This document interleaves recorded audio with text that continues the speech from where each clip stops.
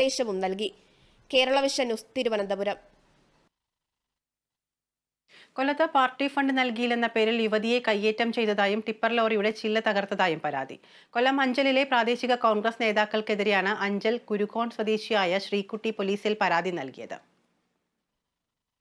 നിയമപരമായി അനുമതി വാങ്ങിയ അഞ്ചൽ ബൈപ്പാസിന് സമീപത്തെ വസ്തുവിൽ മണ്ണിടുവാനും തുടർന്ന് ബിൽഡിംഗ് നിർമ്മിക്കാനുമാണ് ശ്രീകുട്ടിയുടെ കമ്പനി കരാർ ഏറ്റെടുത്തത്. മണ്ണിടുന്ന സ്ഥലത്തെത്തിയ കോൺഗ്രസ് നേതാക്കളായ സന്തോഷ്, സേതു എന്നിവർ 10,000 രൂപ ആവശ്യപ്പെട്ടെങ്കിലും പിന്നീട് നൽകാമെന്ന് പറഞ്ഞിരുന്നു.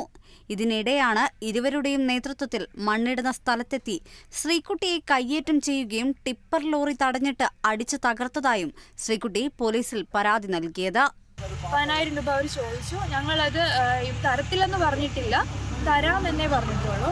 അതിൻ്റെ അടിസ്ഥാനത്തിലാണ് വെളിയിൽ നിന്ന് വന്ന വണ്ടി ആ ഡ്രൈവറിനെ ഉപദ്രവിക്കുകയും അത് ചോദ്യം ചെയ്യാൻ പോയ എന്നെ അവർ ഇതുപോലെ മർദ്ദിക്കുകയും ചെയ്തത്. എൻ്റെ ഡ്രസ്സിലൊക്കെ അവർ കയറി പിടിച്ച് എന്നെ മർദ്ദിക്കുകയും ചെയ്തു. എൻ്റെ വണ്ടി, എൻ്റെ സ്കൂട്ടി ഒരു കാരണവും ഇല്ലാതെ പോലീസുകാർ എടുത്തുകൊണ്ട് പോയി. ആ സമയത്ത് പോലീസുകാർ ഞാൻ പറയുന്ന വാക്ക് കേൾക്കാതെ പോലീസുകാർ എൻ്റെ വണ്ടി എടുത്തുകൊണ്ട് ഒരു കാര്യമില്ലാതാണ് എൻ്റെ വണ്ടി അവരെടുത്തുകൊണ്ട് പോയത്. ഇതുവരെ എനിക്ക് എൻ്റെ വണ്ടി തിരിച്ച് കിട്ടിയിട്ടതുമില്ല. ടിപ്പർ ലോറിയുടെ ഉടമയും കടക്കൽ പോലീസിൽ പരാതി നൽകിയിട്ടുണ്ട്.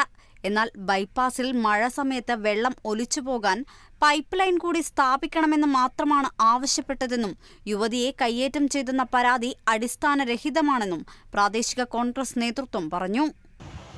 പിന്നെ ഒരു ആരോപണം ഉന്നയിക്കുന്നത് ഞങ്ങൾ രാഷ്ട്രീയമായി പിരിവ് ചോദിച്ചെന്നുള്ളതാണ്. തീർച്ചയായിട്ടുമാണ് ഞങ്ങൾ പിരിവ് ചോദിച്ചിട്ടുണ്ട്.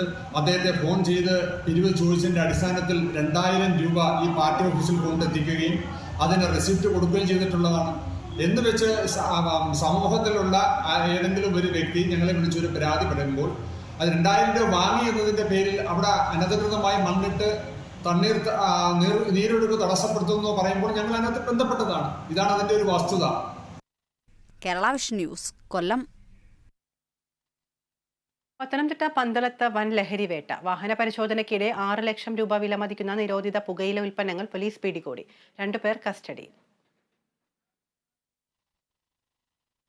പന്തളം പനങ്ങാട് കവലയ്ക്ക് സമീപം നടത്തിയ വാഹന പരിശോധനയിലാണ് നിരോധിത പുകയില ഉൽപ്പന്നങ്ങൾ